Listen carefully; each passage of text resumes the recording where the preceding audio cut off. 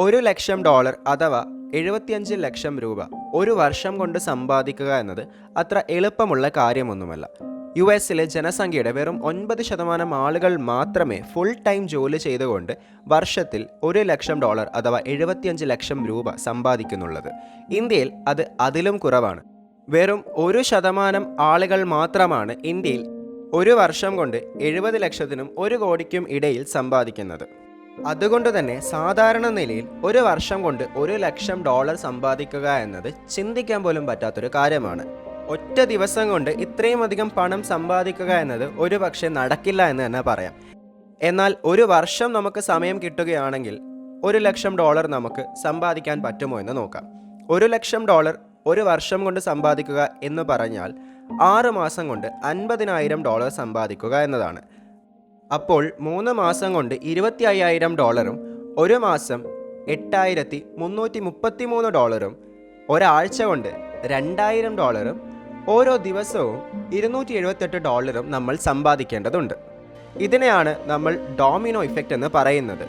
Gary Keller തൻ്റെ the one thing എന്ന പുസ്തകത്തിൽ ഡോമിനോ ഇഫക്റ്റിനെ പറ്റി വളരെ ക്ലിയർ ആയിട്ട് തന്നെ പറഞ്ഞിട്ടുണ്ട്. ഡോമിനോ ഇഫക്റ്റ് എന്ന് പറയുന്നത് നമ്മൾ ഡോമിനോ ഗെയിം കളിക്കുന്നത് പോലെ തന്നെയാണ്. അതായത് ഒരു കുഞ്ഞു ഡോമിനോ വെച്ച് നമുക്ക് അതിലും വലിയ ഡോമിനോസിനെ മുഴുവൻ വീഴ്ത്താൻ സാധിക്കും എന്നുള്ളതാണ് ഡോമിനോ ഇഫക്റ്റ് കൊണ്ട് അദ്ദേഹം ഉദ്ദേശിക്കുന്നത്. ഒരു വലിയ ഗോൾ നമുക്കുണ്ടെങ്കിൽ അതിനെ ചെറുതാക്കി കുഞ്ഞു കുഞ്ഞു ഗോൾസ് ആക്കിയിട്ട് കൺവേർട്ട് ചെയ്യുക.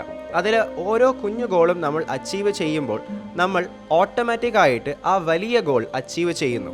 നമ്മൾ ഒരു വർഷം കൊണ്ട് $1,00,000 സമ്പാദിക്കുക എന്ന് പറയുന്നത് ഓരോ ദിവസവും $278 സമ്പാദിക്കുക എന്നതായി ചുരുക്കുന്നു.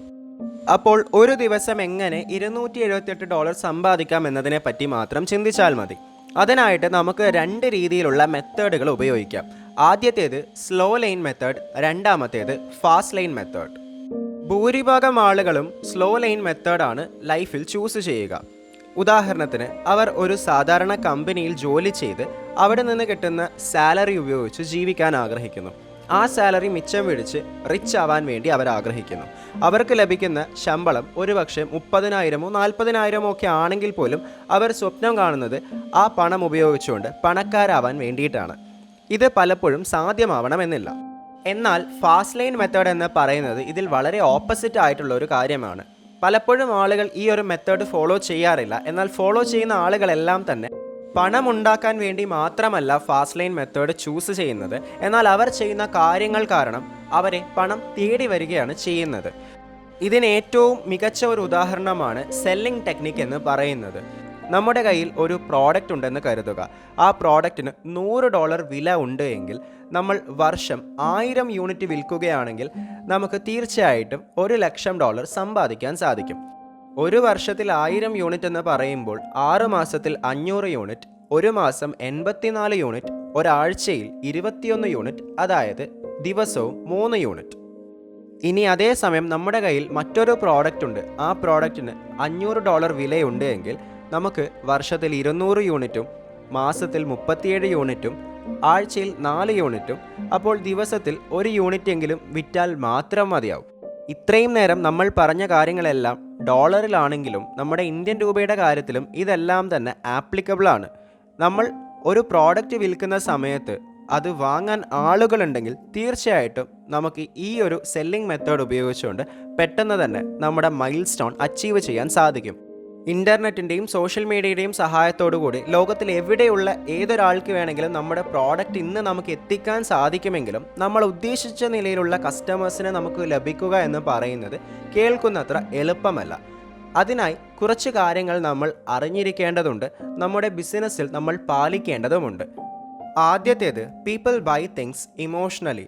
ഉദാഹരണത്തിന് നമുക്കൊരു ബർഗർ കഴിക്കണമെന്ന് നമ്മൾ ആഗ്രഹിക്കുകയാണെങ്കിൽ നമ്മൾ പുറത്തിറങ്ങി നോക്കുന്ന സമയത്ത് നമുക്ക് പരിചയമുള്ള ഒരു റെസ്റ്റോറൻ്റ് ഉണ്ട്, നമുക്ക് ഒട്ടും പരിചയമില്ലാത്ത പുതിയൊരു റെസ്റ്റോറൻറ്റുമുണ്ട്. നമുക്ക് ഓൾറെഡി പരിചയമുള്ള ഒരു റെസ്റ്റോറൻ്റ് ആണെങ്കിൽ നമ്മൾ തീർച്ചയായിട്ടും അവിടെ തന്നെയായിരിക്കും ഭക്ഷണം കഴിക്കാൻ വേണ്ടി പോവുക. ഇതിന് കാരണം നമ്മൾ ഇമോഷണലി ആണ് അവിടെ തീരുമാനമെടുക്കുന്നത് എന്നുള്ളതാണ്. പഠനങ്ങൾ തെളിയിക്കുന്നത് 85% ആളുകളും ഒരു സാധനം വാങ്ങുന്ന സമയത്ത് ഇമോഷണലി ആണ് അവർ തീരുമാനങ്ങൾ എടുക്കുന്നത് എന്നതാണ്. അതുകൊണ്ട് കസ്റ്റമേഴ്സിൻ്റെ ഇമോഷൻസ് മനസ്സിലാക്കി അതുമായി കണക്ട് ചെയ്യാൻ നമുക്ക് സാധിക്കുമെങ്കിൽ തീർച്ചയായിട്ടും നമുക്ക് നല്ല രീതിയിലുള്ള കസ്റ്റമർ ബേസ് ബിൽഡ് ചെയ്തെടുക്കാൻ സാധിക്കും. ഇതിന് ഏറ്റവും മികച്ച ഒരു ഉദാഹരണമായിട്ട് പറയാൻ സാധിക്കുക അമൂൽ എന്ന ബ്രാൻഡിനെ പറ്റിയാണ്. അമൂൽ അവരെ തന്നെ ബ്രാൻഡ് ചെയ്തിരിക്കുന്നത് ഇന്ത്യയിലെ മുഴുവൻ ആളുകളും അമൂലിൻ്റെ പാലാണ് കുടിക്കുന്നത് എന്ന് പറഞ്ഞുകൊണ്ടാണ്. ഈ കാരണം കൊണ്ട് തന്നെ ഇന്ത്യയിലുടനീളമുള്ള കസ്റ്റമേഴ്സുമായിട്ട് ഇമോഷണലി കണക്ട് ചെയ്യാൻ അമൂൽ എന്ന ബ്രാൻഡിന് സാധിക്കുന്നു. അതുകൊണ്ട് തന്നെ പാൽ വാങ്ങുന്ന സമയത്ത് ആളുകൾ കൂടുതലും അമൂൽ എന്ന ബ്രാൻഡ് തന്നെ ചൂസ് ചെയ്യുന്നു. രണ്ടാമത്തേത് you must care about your customers. Jani Mohan LICയിലെ ഒരു ഇൻഷുറൻസ് ഏജൻ്റായിട്ടായിരുന്നു വർക്ക് ചെയ്തിരുന്നത്. അവർക്ക് ലഭിക്കുന്ന കസ്റ്റമേഴ്സിൻ്റെ അടുത്തെല്ലാം LICയിലുള്ള വിവിധ ഇൻഷുറൻസ് പോളിസീസിനെ പറ്റി എക്സ്പ്ലെയിൻ ചെയ്ത് കൊടുക്കുമായിരുന്നു. എന്നാൽ ഇത് വളരെ ബോറിംഗ് ആയിട്ടാണ് കസ്റ്റമേഴ്സിനെല്ലാം തന്നെ തോന്നിയത്. 1-2 പേർക്കല്ല, മറിച്ച് ഭൂരിഭാഗം പേർക്കും ഇങ്ങനെ തന്നെയായിരുന്നു ഫീൽ ചെയ്തത്. അതുകൊണ്ട് തന്നെ ജനിയുടെ കയ്യിൽ നിന്നും പോളിസി എടുക്കാതിരിക്കുക മാത്രമല്ല, മറിച്ച് ജനിയെ കാണാതിരിക്കാൻ പോലും അവർ ഓരോരോ കാരണങ്ങൾ പറഞ്ഞ് ഒഴിയുകയായിരുന്നു. ഇതുകൊണ്ട് തന്നെ തൻ്റെ സെയിൽസ് വളരെയധികം മോശമായിരുന്നു. തനിക്ക് ഒട്ടും തന്നെ പെർഫോം ചെയ്യാൻ സാധിക്കുന്നില്ല എന്ന വിഷമത്തിലായിരുന്നു ജനി ഇരിക്കുന്നത്. അപ്പോഴാണ് ജനി ഒരു ന്യൂസ് പേപ്പർ കട്ടിംഗ് കാണുന്നത്. അതിനകത്ത് എഴുതിയിരുന്നത് if you can understand your customers you can sell them എന്നായിരുന്നു. അതായത് നമ്മുടെ കസ്റ്റമേഴ്സിനെ മനസ്സിലാക്കിയാൽ മാത്രമേ നമുക്ക് അവർക്ക് ഒരു കാര്യവും സെല്ല് ചെയ്യാൻ സാധിക്കുകയുള്ളൂ എന്ന്. ഇത് ജനിയിൽ കൂടുതൽ മോട്ടിവേഷൻ നൽകി.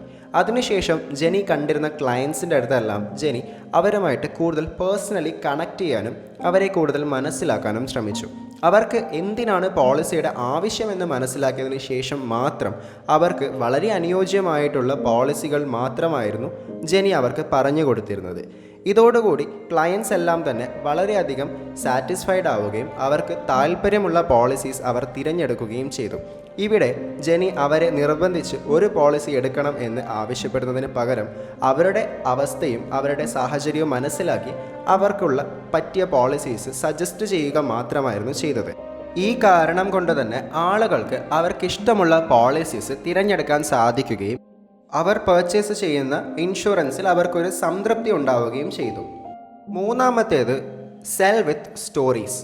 സ്റ്റോറി ടെല്ലിങ്ങിനെ പറ്റി നമ്മൾ മുൻപും ഡിസ്കസ് ചെയ്തിട്ടുള്ളതാണ്. സ്റ്റോറി ടെല്ലിംഗ് എന്ന് പറയുന്നത് ഇന്നത്തെ കാലത്ത് വളരെയധികം അനിവാര്യമായിട്ടുള്ള ഒരു സ്കിൽ തന്നെയാണ്. നമ്മൾ മാർക്കറ്റിങ്ങിൻ്റെ ഭാഗമായി ഒരുപാടധികം പരസ്യങ്ങൾ TV-യിലും ഓൺലൈനിലുമൊക്കെ കാണാനിടയുണ്ട്.